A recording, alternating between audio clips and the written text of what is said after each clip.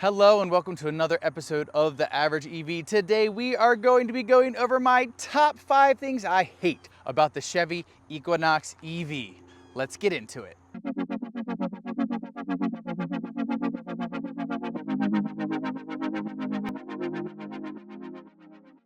So let's hop right into it. The first thing that I hate about the Chevy Equinox EV is that when you plug in a level 2 charger, it can be unplugged at any point in time.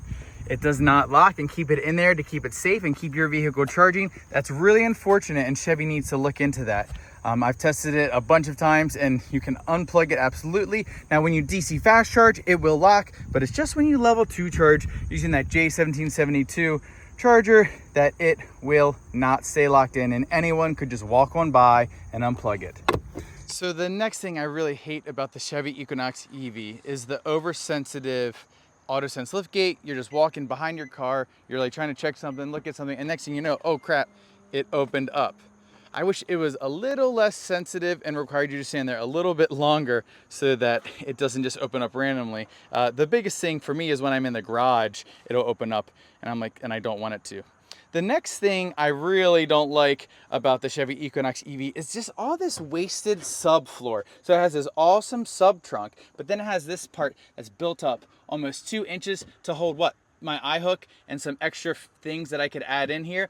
I wish this was just completely flat, went all the way back, had another little floor thing that hid this sub trunk, and then you could put a whole bunch of extra stuff down there, just like the ID4. I don't really know why Chevy went with this option, but I don't think it was the best option. Maybe later we could do some adjustment to make this a little bit more of a usable space.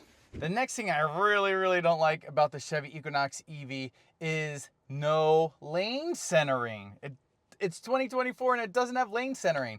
Now it has lane keep assist, which is fine, but it's not, honestly, it's not the best lane keep assist system I've ever used. I thought the Hyundai lane keep assist was a little bit better. Now you can get lane centering if you have Super Cruise, but then that is only lane centering on Super Cruise mapped highways. So I wish they would just go ahead, add in lane centering for everybody. We've got that front camera. Let's make good use of it. Let's add lane centering everywhere so that we can enjoy a nice experience no matter where you drive your Chevy Equinox EV. And the last thing that I hate about the Chevy Equinox EV is the inconsistent charging. I've done so many 10 to 80, 20 to 80 charge curve tests. I've driven this on the road and I don't think I've ever gotten the exact same thing ever. It's so inconsistent, I don't know what to expect. Now, if you've watched any of those videos, I don't think it's the end of the world, and I think if you're on a road trip with it, you're honestly probably gonna be fine. It's not that big of a deal, but you know what, GM? We want consistency. Just give us a consistent charge curve so we know what to expect. I wasn't looking at this to be an 18-minute charge time like the Ioniq 5, but I didn't know that I was going to have to kind of roll the dice to see if I was going to get either 36-minute 10 to 80 or 51-minute 10 to 80 charge curve time. Not good. All right, everybody, so those are the top 5 things that I hate about the Chevy Equinox EV. It really is a great car, but it's got little things here and there that just aren't great. One thing I would have noticed that doesn't really bother me, but does bother a lot of viewers, is on the front dash, there's kind of this textured plastic, and that reflects up on the screen when you're driving and can kind of obstruct your view a little bit.